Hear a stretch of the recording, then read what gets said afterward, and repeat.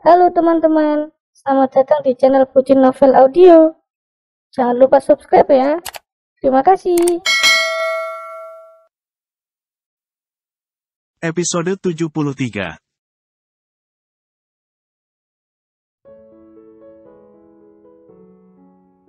Kini sudah pukul 5 sore lewat 5, ketika Widi memastikannya melalui layar ponsel yang baru ia nyalakan.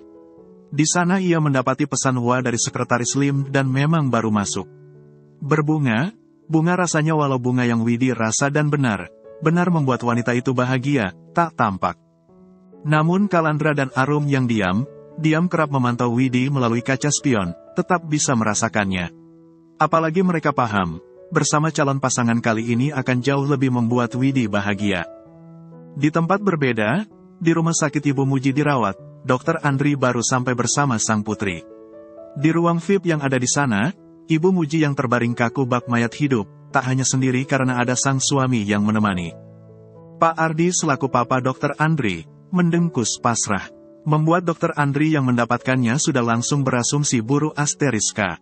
Apalagi terakhir kabar yang Dr. Andri dengan stroke yang Ibu Muji alami membuat wanita itu sibuk berusaha mencoba mati. Pas sehat saja susah diarahin, apalagi kayak sekarang. Ya sudah, papa istirahat dulu, ucap Pak Ardi yang membiarkan tangan kanannya disalami dengan sangat taksim. Kali ini giliran Dr. Andri yang mendengkus, menatap pasrah keadaan sang mamah. Menuntun sang putri, ia makin mendekati Ibu Muji. Mama sudah sembuh. Jadi tolong, jangan menyerah dulu. Malu sama ucapan sekaligus perilaku mamah yang selama ini selalu memandang remeh orang lain. Di dunia ini, bukan hanya mamah yang mengalami masa sulit, Mah.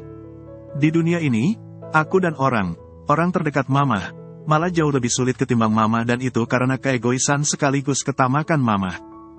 Harusnya mama bersyukur, sakit begini masih diurus, mama masih punya keluarga yang peduli dan mau memberikan pengobatan terbaik buat mama. Bayangkan kalau mama dibiarin berjuang sendiri. Bayangkan kalau kami sampai halangi pengobatan yang juga menjadi kebahagiaan mama, seperti yang selama ini, mama lakukan kepadaku. Dr. Andri berbicara panjang lebar, mengiringi air mata Ibu Muji yang akhirnya berlinang. Mama beneran payah, bakat menghina orang, tapi sekali sakit langsung menyerah, lanjut Dr. Andri yang melepas sang putri menghampiri Pak Ardi di sofa ruang sebelah.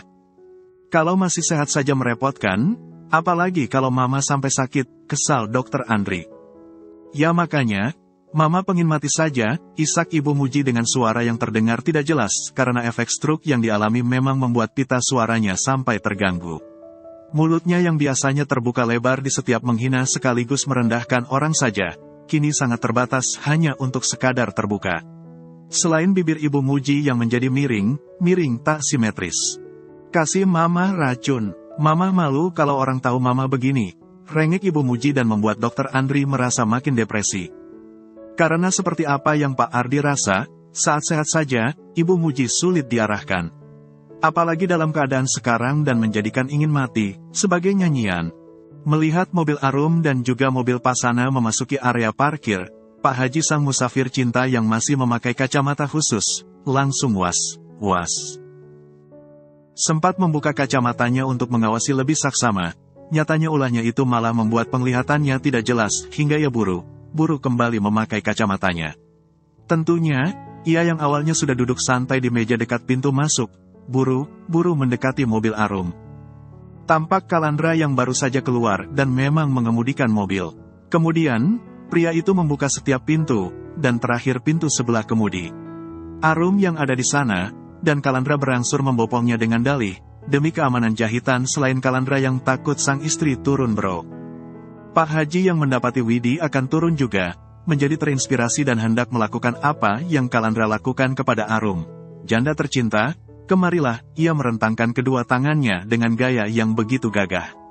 Kalandra langsung ngakak sambil tetap membopong Arum. Widi yang merasa ngeri, memilih keluar dari pintu sebelah, tak jadi yang ditunggu Pak Haji. Loh, sayang, kok malah ditinggal, ucap Pak Haji kebingungan. Kalau Mbah mau bantu, tuh yang di sana. Soalnya yang ikut saya, sudah enggak ada yang janda. Paling tinggal mama mertua saya, ucap Kalandra. Pak pengacara, yang begitu, sekelas mertua Pak pengacara beneran sudah enggak enak. Maunya sama Widi saja, yakin Pak Haji merengek lirih. Lihat, memangnya pengorbanan saya kurang apa, cinta saya ke Widi sudah bikin mata saya katarak, nyaris picek, buta, ini... Widi sudah berhasil turun bersama anaknya maupun si kembar yang memang awalnya masih di troli. Keduanya berada di troli berbeda. Bentar lagi, Widi mau lamaran, cerita arum yang diturunkan hati oleh Kalandra. Loh, Dea Widi sudah siap, saya belum beli cincin, gimana dong, sergah Pak Haji. Bukan sama Mbah, tapi, ucap Arum. Kalau bukan saya, siapa lagi, si Andri kan lagi urus nenek sihir yang sekarang stroke di Banyumas, sergah Pak Haji memotong cerita Arum. Kalandra yang masih tertawa kemudian mengambil salah satu troli bayinya, berkata, rungkat maning, lagi, pokoknya, Mbah. Mendengar itu, Pak Haji yang langsung bingung seiring firasatnya yang jadi tidak enak, menatap saksama suasana rombongan Kalandra. Kali ini, rombongan Kalandra kompak memakai nuansa batik dan semuanya necis sekaligus wangi. Di matanya saja, Widi makin cantik mirip mempelai pengantin. Bah, nanti bantu pimpin doa, ya, seru Pasana yang mendekat dan memang langsung menggandeng Aidan yang tidak ikut rombongan di mobilnya. Doa apa, sih, balas Pak Haji kebingungan dan memang sengaja menolak kenyataan. Sebab di titik sekarang, ia sudah mulai duga bahwa Widi memang mau lamaran. Semuanya berangsur berkumpul di depan mobil, dan Pak Haji yang sudah nelangsa karena sinyal janda Widi meredup dari kehidupannya, berangsur ikut dan menjadi bagian dari rombongan. Belum sempat masuk, dua mobil mewah mendekat. Mobil Tuan Mahesa dan Sekretaris Lim. Mobil yang juga menjadi salah satu penyebab mata Pak Haji mengalami gejala katarak. Najis, jangan ini, calonnya, kesal Pak Haji, tapi hanya ditertawakan oleh Kalandra. Tegang, degan, bahkan sampai panas dingin, itulah yang Widi rasakan.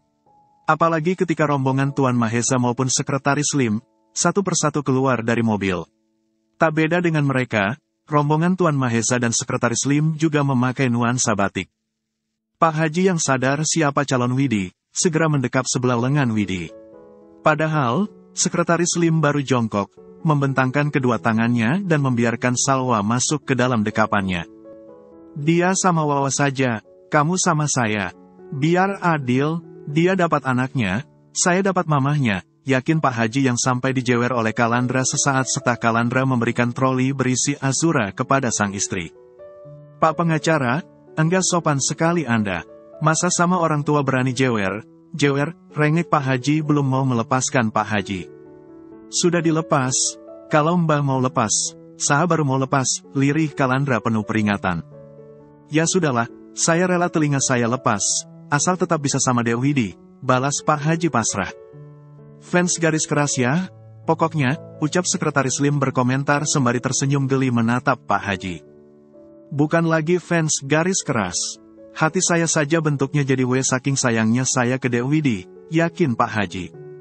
Hati Mbah jadi W karena meleot, siap direbonding pokoknya. Balas Kalandra, ia mundur lantaran Sekretaris Lim sudah mendekat, mengambil alih mengamankan Widi. Sekretaris Lim meraih sebelah tangan Widi yang bebas, di tengah kesibukannya menatap sendu kedua mata Pak Haji yang perlahan sibuk menghindari tatapannya. Lihat deh, kami sama berkacamata, yakin Pak Haji. Semuanya kompak tertawa, dan Ibu Kalsum berseru menyadarkan Pak Haji walau Pak Haji dan Sekretaris Lim sama berkacamata, dari segi fisik dan usia saja sudah sangat berbeda. Lah, ini terus gimana, dong, keluh Pak Haji sudah nyaris menangis. Sama mama mertua saya saja, biar ada yang digandeng, yakin Kalandra yang sudah bersiap mengemban azam, mengeluarkannya dari troli layaknya apa yang Arum lakukan kepada Azura. Pak Haji menatap Ibu Rusmini, kemudian berganti kepada Widi, lamar mamak, dapat anaknya, ya, tawarnya, dan lagi hanya ditertawakan oleh semuanya. Dengan jahil, Ibu Kalsum menggandeng sang besan, menukarnya dengan Widi, begini baru pas. Sudah, Lim, bawa masuk sana, kita buka puasa di lantai atas, yakinnya. Widi tersenyum ceria di tengah kesibukannya menunduk, juga semuanya termasuk Sekretaris Lim yang menertawakan Pak Haji. Sembari menuntun kedua anak lakinya karena Salwa sudah diemban sekretaris Lim, ia dan pria yang akan melamarnya itu masuk lebih dulu. Ini beneran gini, ujar Pak Haji tidak yakin. Ia menatap ragu wajah di sana, di tengah kesibukannya menggandeng Ibu Rusmini seperti yang Ibu Kalsum tuntunkan. Iya, cepat masuk, yang penting jadi bagian dari rombongan, kan, ucap Ibu Kalsum sembari membawa kedua troli bayi milik Azam dan Azura. Sementara sang suami ia dapati menyusul masuk sembari menggandeng orang tua Resti. Tuan Mahesa dan Ibu Alea juga menyusul. Tuan Mahesa mengemban cinta sambil menuntun Ciko, sementara Ibu Alea yang sesekali mengelus perutnya yang agak buncit dan memang tengah hamil, melangkah di sebelahnya. Benar tinggal Pak Haji dan itu pun nyaris dilepas oleh Ibu Rusmini. Sabar, Bu, ini saya, kalau lamar Ibu, dapat Widi, kan, ucap Pak Haji bersemangat menuntun Ibu Rusmini. Ia menggandengnya masuk menyusul rombongan. Ya, enggak bisa, Widi kan mau sama si Lim, yakin Ibu Rusmini. Sama saya sajalah, si Widi, nya. Enggak apa jadi istri ketiga. Yang penting sudah ada jaminan bersertifikat jaminan masuk surga, yakin Pak Haji masih menggandeng Ibu Rusmini. Baru juga nikah sudah diarahin masuk surga, kesannya biar cepat meninggal. Ngeri banget, balas Ibu Rusmini. Ia berusaha menyudahi gandengan Pak Haji, tapi pria itu tidak mau. Lamar ibunya, dapat anaknya, ucap Pak Haji bersemangat. Ibu Rusmini hanya menggeleng tak habis pikir sambil sesekali mencoba melepaskan tangannya dari gandengan Pak Haji. Tapi sampai detik ini, Pak Haji tetap tidak mau melepaskannya. Pria itu begitu sibuk mengocek, lamar ibunya, dapat anaknya. Khusus kali ini, biarkan aku yang urus orang tua Resti, ya, di. Besok kan, aku udah enggak bisa lagi, ucap Ibu Alea yang langsung mendekati Widi. Widi yang baru akan mengambilkan piring nasi untuk Ibu Ripah yang duduk di sebelahnya, langsung tersenyum canggung kepada Ibu Alea. Senyum canggung yang perlahan menjadi tak kalah hangat dari senyum Ibu Alea kepadanya. Mulai besok, katanya mereka mau tinggal sama kamu, tanya Ibu Alea. Walau masih merasa canggung, Widi berangsur mengangguk, iya, Bu. Mereka mintanya gitu, biar saya juga bisa urus dengan leluasa. Duh, kau masih panggil Ibu, sih, Lim saja panggil aku langsung nama, ucap Ibu Alea yang baru meraih piring Ibu Ripah. Balasan tersebut langsung membuat Widi kikuk seiring pipinya yang menjadi bersemu mirip tomat matang.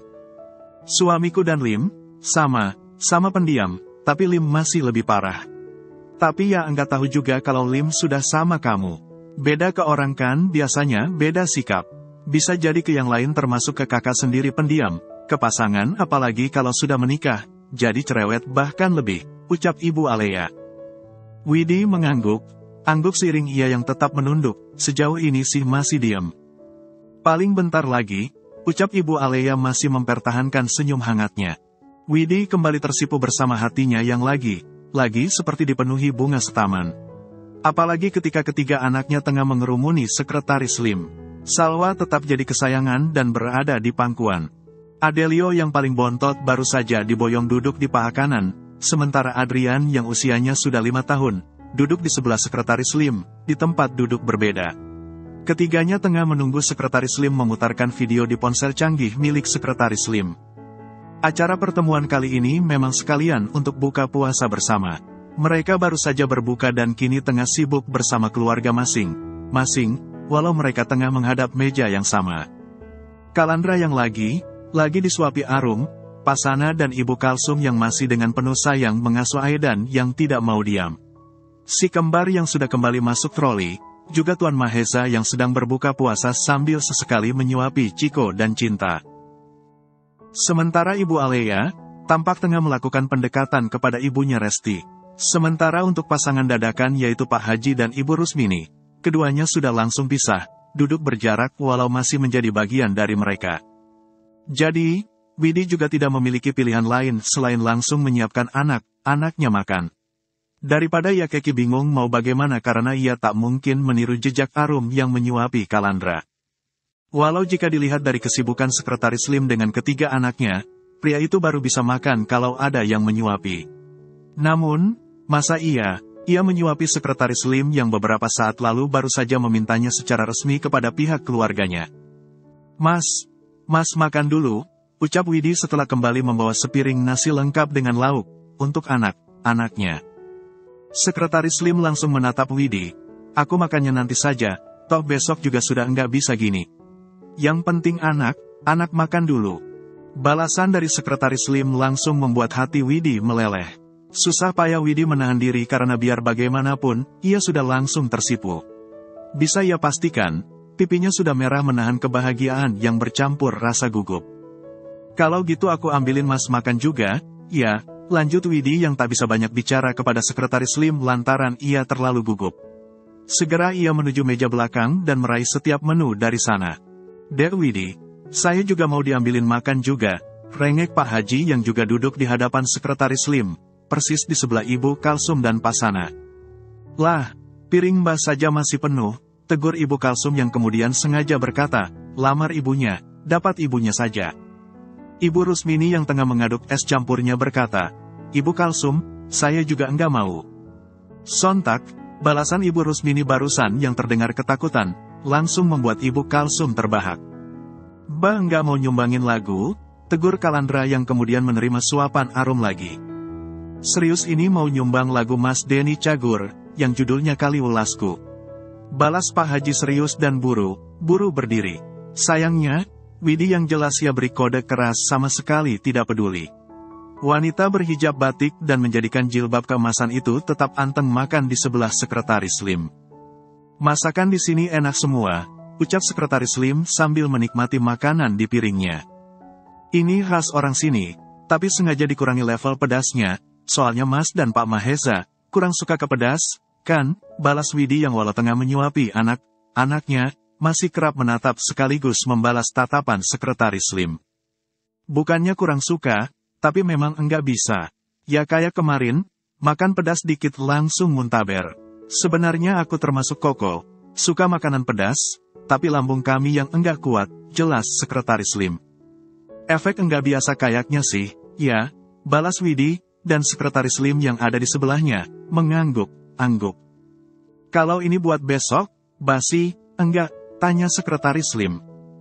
Buat besok, buat sahur, apa buka puasa, Mas, tanya Widi.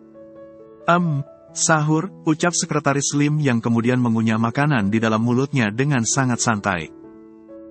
Sahur harusnya enggak basi sih, karena sampai buka puasa apalagi yang kering, juga enggak basi, ucap Widi yang kemudian berkata, tapi kalau mau buat sahur, selama bulan puasa, di jam sahur di sini juga buka.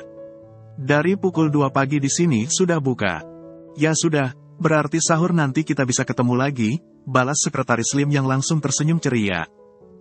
Senyum ceria yang sukses membuat Widi tersipu seiring hati wanita itu yang seolah langsung meleleh. Tolong dong, jangan cueki aku, rengek Pak Haji tak rela. Widi malah sibuk tersenyum sambil bertatapan dengan Sekretaris Lim. Ibaratnya, saya ini lilin yang rela terbakar hanya untuk keseriusan cintanya, ucap Pak Haji putus asa, tapi enggak apa-apa. Karena walau janur kuning sampai melengkung, bakalan saya rebonding biar belok ke saya, yakinnya lagi, tapi semuanya hanya menertawakannya. Dalam kebersamaan tersebut, ada satu kenyataan yang mengusik Widi. Ini mengenai Ibu Alea yang begitu baik, sangat peduli kepada orang tua Resti. Malahan, alasan hubungan Widi dan Sekretaris Lim ada, awalnya karena keinginan Ibu Alea untuk memboyong orang tua Resti ke Jakarta. Walau pada akhirnya, mereka malah sepakat menjalin hubungan tanpa adanya embel orang tua Resti. Hubungan yang akhirnya ada karena Sekretaris Lim yang merasa keputusan Widi menjadi ibu tunggal dan sangat bekerja keras, sangat istimewa. Juga, Widi yang akhirnya luluh lantaran selain menghargainya, Sekretaris Lim juga sangat menyayangi ketiga anaknya. Jadi, kalau kamu masih sibuk kerja, saya pastikan, bakalan ada yang ngandangin kamu, yang Sekretaris Lim maksud ngandangin, ibarat dijemput paksa terus dikurung. Padahal, kini tengah sesi tukar cincin, tapi yang dibahas malah kekhawatiran Sekretaris Lim terhadap Widi yang ia takutkan tetap sibuk kerja. Namun tentu saja, teguran penuh perhatian itu makin membuat Widi tersipu. Berhadapan sedekat sekarang dan menjadi tontonan semuanya saja, sudah bikin Widi tak karuan, kok ia masih menggoda Widi dengan kata penuh perhatian berhias tatapan penuh cinta dan senyuman yang sungguh membuat Widi nyaris tumbang. Tak pernah terpikir sedikitpun oleh Widi bahwa nuansa cinta layaknya sekarang akan terjadi. Sebelumnya Widi sama sekali tidak berekspektasi, tapi kenyataan sungguh membuat wanita itu menjadi tak hentinya bersyukur. Hatiku remuk, janda kesayangan mau tukar cincin yang dengan kata lain, sekarang hanya tersisa Widi Wariem. Pak Haji berakhir terduduk selonjor nyaris kejang. Arum dan Kalandra yang sampai menggenggam kedua tangan satu sama lain sambil menyimak, tak bisa untuk tidak tertawa walau Pak Haji sudah begitu sejak awal. Sejak pihak Sekretaris Lim mengatakan akan ada sesi tukar cincin, padahal mereka pikir tak akan ada sampai situ. Tuh kakek beneran ajaib. Tapi ya enggak apa, tanpa tuh kakek, hidup kita pasti kurang berwarna, ucap Sekretaris Lim yang pada akhirnya tetap memasang cincin emasnya di jari manis tangan kirinya. Kalau boleh, saya mau bawa tuh kakek ke Jakarta. Tapi dipikir, daripada bawa dia, mending bawa kamu, lega. Itulah yang Sekretaris Lim rasakan setelah akhirnya, cincin emas yang ia sematkan, terpasang pas di jari manis tangan Widi. Membuat Pak Haji yang sedari tadi berdrama heboh sendiri, sampai guling di lantai dan perlahan mencoba mendekat dengan cara merayap mirip ular. Dek Widi, pasangan cincinnya ke tangan saya saja. Kalaupun enggak muat, pasangin di jari kaki saja, mohon Pak Haji masih berusaha. Widi yang baru mengambil cincin untuk Sekretaris Lim refleks menahan senyumnya. Tanpa menunggu lama apalagi takut anaknya menangis, Widi langsung memasang cincinnya. Seperti miliknya, cincin untuk Sekretaris Lim juga pas dan hanya ada sedikit sisa ruang untuk lepas pasangnya. Ajur, bakalan sibuk rebonding janur kencur pokoknya. Kok janur kencur, janur kuning, keluh Pak Haji benar pasrah dan memilih tiduran di lantai. Lim, kamu bikin kakek itu jadi setengah waras. Sekelas Tuan Mahesa sampai menitikkan air mata di tengah tawanya yang susah payah ditahan hanya karena menertawakan Pak Haji. Lain dengan Ibu Alea yang sibuk mengelus perut sambil bilang, amit. Rum, itu orang mana? Kasihan banget, coba kita antar pulang saja. Aku minta supir suamiku buat antar juga enggak apa. Histeris gitu? Mirip sapi pas mau dibeli di hari kurban, ucap Ibu Alea yang masih sibuk mengelus perut. Arum yang juga tertawa, berangsur menatap Ibu Alea yang masih duduk di hadapannya, rumahnya dekat pasar kecamatan asalku. Gimana sih? Ya, memang adanya gitu. Aku jadi bingung jelasinnya. Dia kan sudah punya 2 istri dan paling demen ngejar cintanya janda cantik. Astaga, Ibu Alea tertawa lemas. Coba kamu dada ke Simbah sambil pamer cincin, biar lebih sopan, tegur Kalandra sambil menahan senyum. Ibu Kalsum langsung tertawa heboh, bukannya lebih sopan, malah lebih remuk, Mas. Lawak banget, seheboh ini, pantas kamu betah bareng mereka, komentar Sekretaris Lim yang juga menjadi sibuk menahan senyum. Bener sih, selelah apapun kalau tiba bareng mereka, beneran enggak terasa, balas Widi yang hanya berani sesekali menatap Sekretaris Lim. Iya, sampai kayak enggak punya beban. Saya juga langsung betah di sini. Sambil melirik Widi penuh arti, Sekretaris Lim berkata, pulangnya diundur saja kali, ya. Bohong, sergah Widi cepat karena telanjur tak percaya. Pria yang baru saja mengikatnya itu benar akan lebih lama tinggal di sana. Terbukti, Sekretaris Lim yang awalnya menahan tawa malu, menjadi tersipu. 2 minggu lagi, saya pasti ke sini, yakin Sekretaris Lim dan kali ini menatap Widi penuh keseriusan. Hafal jalan, balas Widi. Sekretaris Lim kembali tersipu. Nanti kalau sampai tersesat, saya pasti hubungi kamu. Ia sengaja menuntun Widi untuk melipir menghindari Pak Haji yang sudah sampai di hadapan mereka. Sudah, istirahat. Mau ikut salat tarawih? Enggak. Tegur Ibu Kalsum yang kemudian meminta sang suami untuk membantu sekaligus mengurus Pak Haji. Saya belum menyerah. Pak DRP, yakin Pak Haji ketika pasana sampai jongkok hanya untuk membantunya. Iya, enggak apa. Yang penting tahu batasan. Jangan ngomong kasar, apalagi nekat sentuh. Kalau sampai terjadi, nanti saya sendiri yang antar Mbak ke kantor polisi. Balas Pasana. Bersambung dulu ya teman-teman.